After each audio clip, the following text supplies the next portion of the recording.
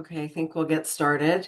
Um, First of all, welcome to everyone who's joining us here today. Thank you so much for sharing part of your Wednesday afternoon with us. My name is Gina Stassi Vanacore, and I'm the Director of Communication at Pioneer Community Energy. And I am joined today by Caleb Ingerson, who is with Calpine Community Energy.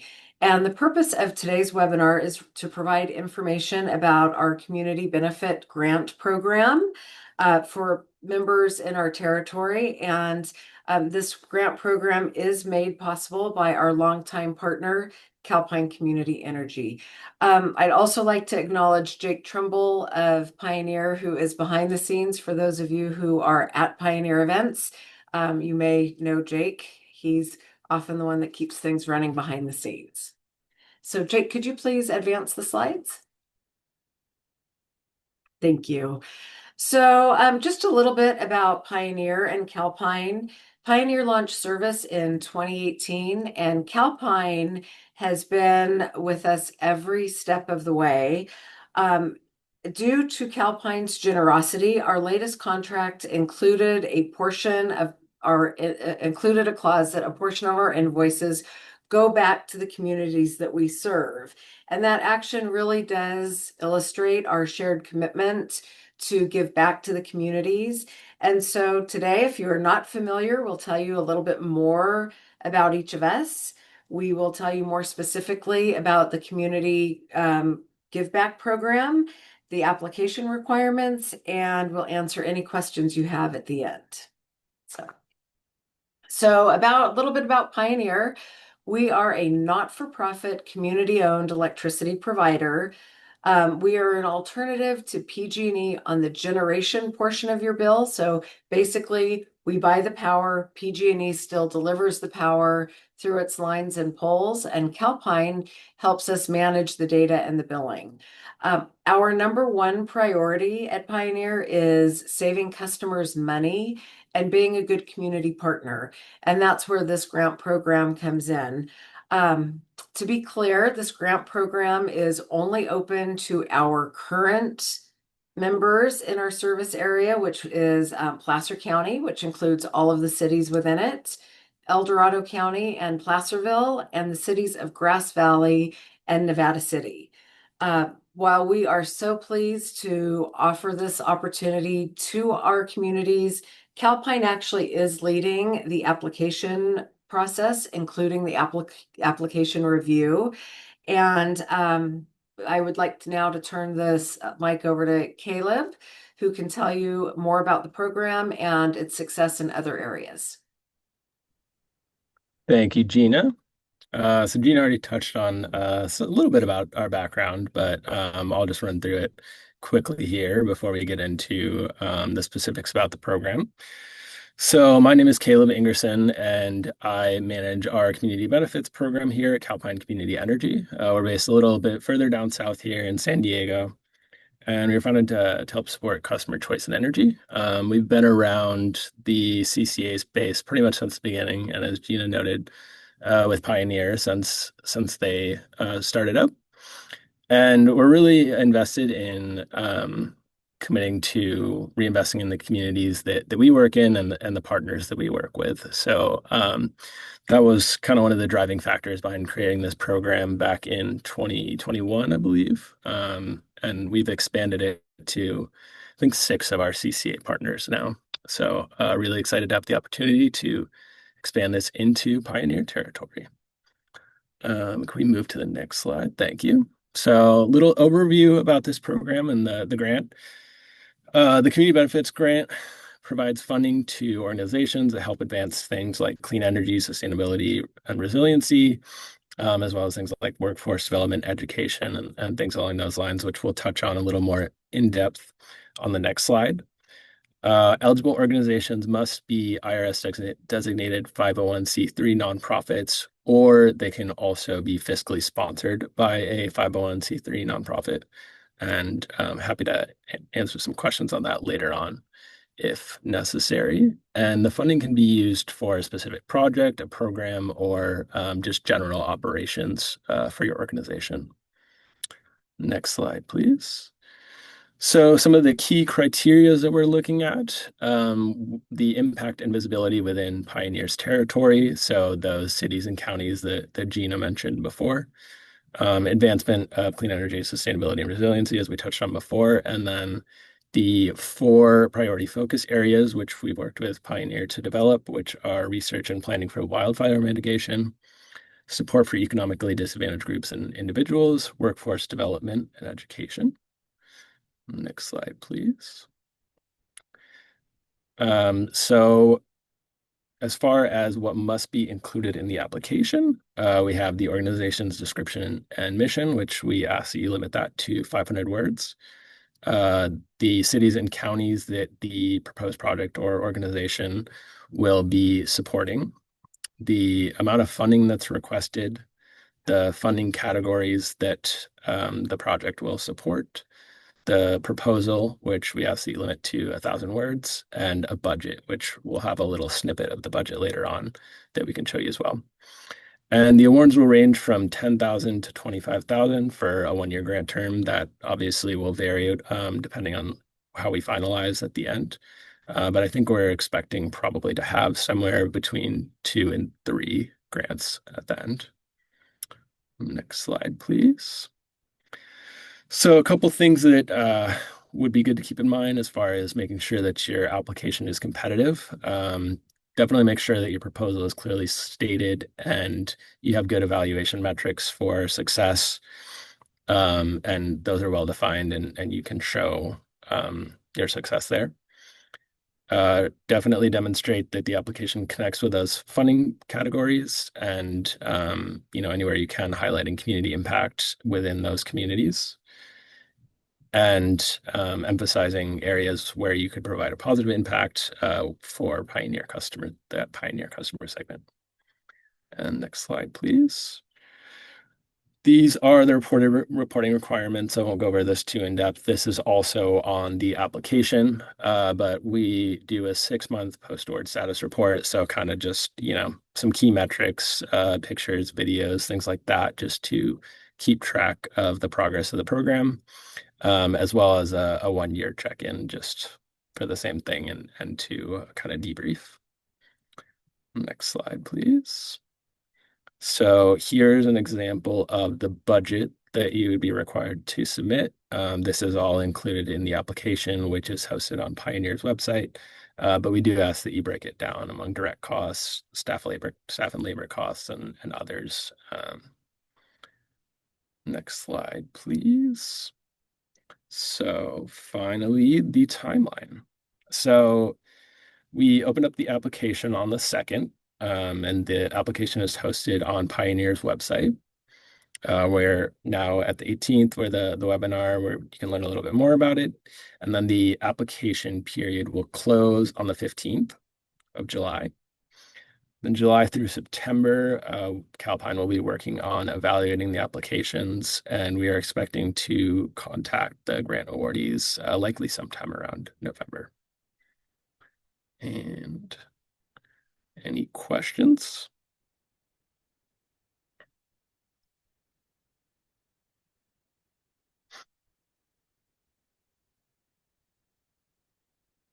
Hey, everyone is making it easy. I'm not seeing any questions in the chat. Hello. Um, Can you hear me? My hand's up. oh, okay. Hi. Can you hear me? We can. Go Yes. ahead, please. Hi, Caleb, and thank you both for putting this together. So I am a volunteer with the Seroptimus International Club. There are chapters throughout California and globally. I have a couple of questions, specifically when it refers to the programs. Um, So we do focus on education and to economically disadvantaged clients for our own personal awards as well. So this is something that would be very helpful to us. But I want to make sure that I'm clear. Um, does the grant application and the projects planned have to do with specifically the things that you mentioned in the beginning that Pioneer does in terms of energy and those types of things, or is it in general to help with people who are disadvantaged continue their education, and of course, ideally, have it be in that category. But is that a requirement that it be in the energy, the program be focused around energy? I wouldn't say that it's a requirement. I mean, it definitely does make for a much stronger application. But I mean, if they're also, I mean, I don't know what kind of education you guys typically do, but if there are ways to incorporate, some sort of like energy courses or energy workforce development in the work that you guys do, that would definitely be a huge bonus. Uh, So then, I have another question because the the students that we work with, and sometimes they're head of households. Sometimes, so we have two different focus groups that we spend time on within our own mission. And it could be that we could promote, for instance, people who are head of households who need help with their continuing their education some way or another. We could focus and promote the program to be more specific to the energy field. Um, is that something that we could get information for, like, either artwork or PDFs or something that helps with our promotion? Is that available on the website for these types of? Um, I don't think that we have anything on the website. I could definitely point you to some of our programs that we've run in other territories, just to give you kind of an idea of previous grantees. I think we could either send that out after this meeting. We could send out an Oh, that would, email, or okay, I can see if I can maybe grab it beforehand. But yeah, we that could would be great. definitely show you some kind of previous grantees from other programs, if that would be helpful. Okay. And then my last question has to do with what seems like a very simple application process in terms of those categories for costs and expenditures. So our group is completely 100% volunteer work. We don't have any staff or labor expenses. Mm, So we just fill out the information as applicable, correct? I mean, we don't, yes. that's not a requirement that we're a big formal um, nonprofit, correct, that has paid executive directors and such. Yes. Yeah, I think if I'm understanding correctly, if you don't have a high amount of staff budgeting, that's fine. Yeah. Or any. And We, one thing that you might want to specifically indicate is that okay, you operate with a volunteer board.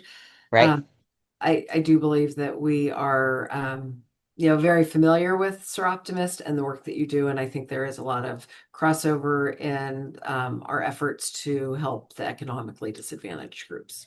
Okay, and that's kind of what got our attention and my attention specifically. So that's great. Now, one final question, because this is likely to come up, and we can change this if that's what needs to be. Our club is called Folsom El Dorado Hills. And that's because El Dorado Hills has, and actually Shingle Springs and Cameron Park, we have members in our club, and so we just decided to come up with the names that covered both counties because there were members in each county. And currently, our P.O. box and all of our information is listed in Folsom. Um, but the program that we put together will be exclusive to residents of community citizens who reside in El Dorado County. So is that going to be a problem that our PO box or anything on our paperwork shows a Folsom address, even though the program will be in El Dorado County? No, not at all. We definitely, I mean, we encourage them to be local organizations. I mean, we do also fund, more statewide, but the requirement is more so that the population that is served is within Perfect. Pioneer's Great. territories. No problem with the PO box or the name or anything Okay. like that. Well, I so appreciate that. And then I'm just realizing that I lied because my final question is when this webinar started, I saw a thing that said it was being recorded. Is that something we can access afterwards if we need to? Yes, we can put it on our website. Okay. Thank you both very much for your time and your help. Thank Thank you so you. much. We do have a question in the chat, and the question is, are you accepting joint or partnership applications? So I will let Caleb answer that. Um, That's a good question. Don't think that that's something that we've necessarily done before. Um,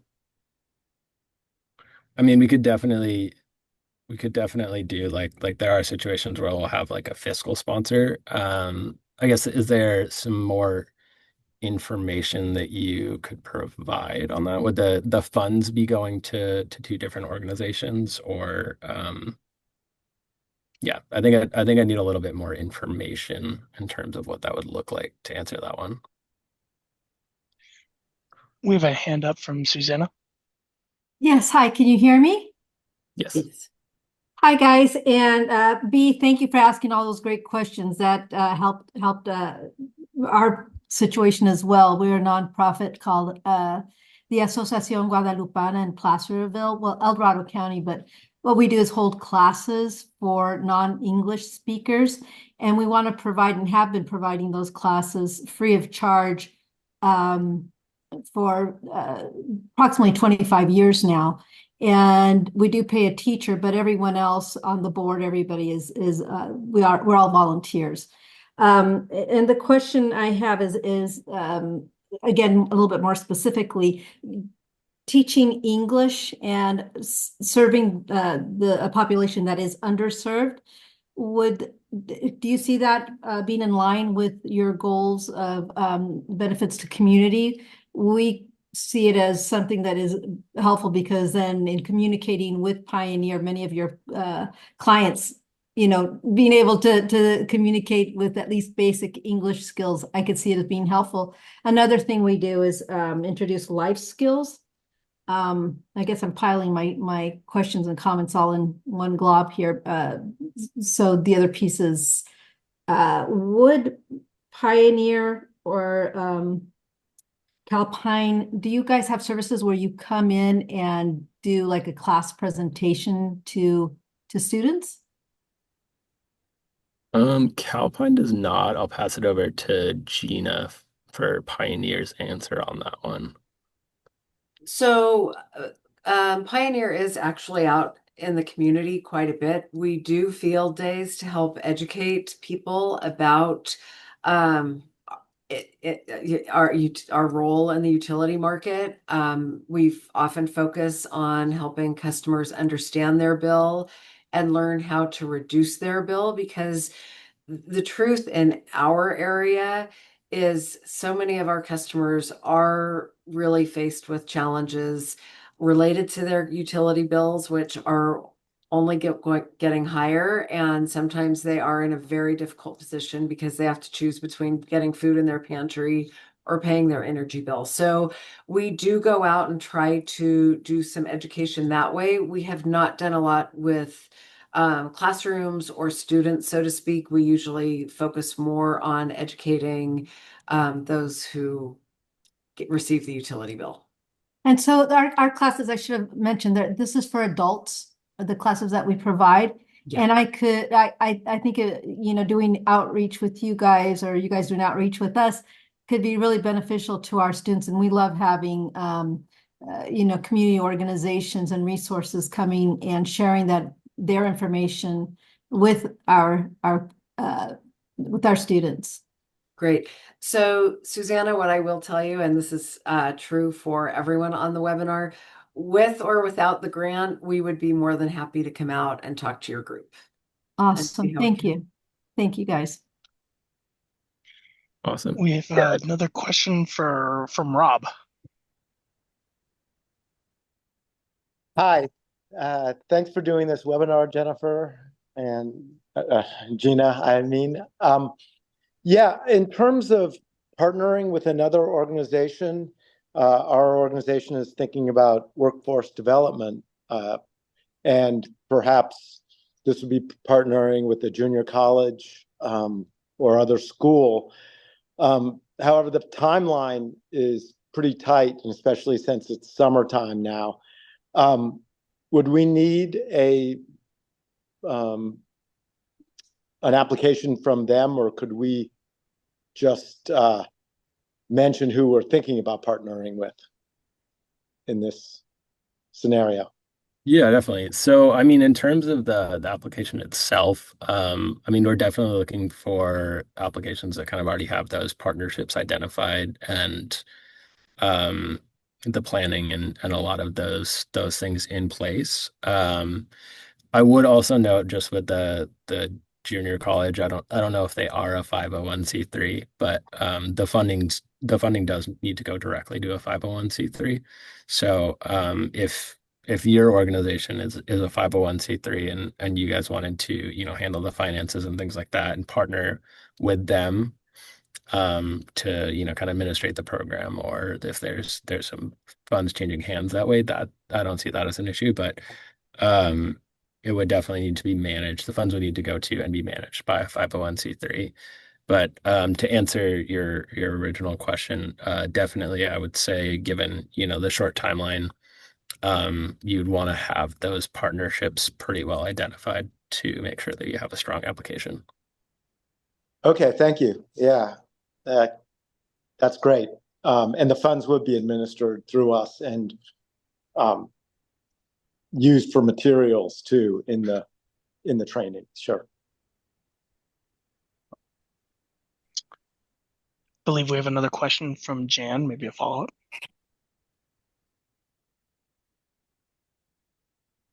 Hi there. Good afternoon. I was the one who was asking about joint applications as partnerships. I think you already answered my question. I was just imagining examples where we, as the 501(c)(3), would apply for a grant, and the money would come through us, but we would be working with another partner who would be an essential partner for the program. For instance, we would be doing energy education, and we'd be working with another organization that's providing rebates, for example. So that was probably an answered question. The other question I have is related to programs that Pioneer's already involved with and that could be promoted more. And I'm thinking about the Grid Gen program and the Green 100 programs, the Green 100 rate. Um, is that of interest too? Were we to say, for instance, have a program where we are actively promoting people to sign up for that rate? Or is that something you rather keep in-house without outsiders like us promoting that? I'll answer this, Caleb. I think our preference would be to have something independent of Pioneer and something that is truly community driven. I also think it's really important to remember that we want to provide money to 501(c)(3)s that provide further benefit. So we're extending our reach into the community. Caleb, please feel free to answer. No, that was great. Yeah. Did I Touched not on it show all. up Thank yet? you. Other technician not show up? I saw someone driving by. So we have one more question in the chat, and it's do you have a specific threshold to use to describe economically disadvantaged communities? Generally, we use the federal poverty line, or whether our customers are eligible for income assistance through the CARE and FARA programs.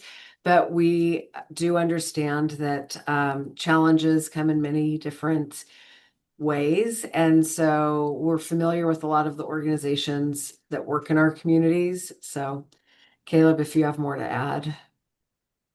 No, yeah, I'd agree with that. I think we would sometimes use DEC as well as a metric, but I think we would also lean on you guys at Pioneer to help with some of those kind of one-off type cases or cases that are more specific to the populations that you all serve.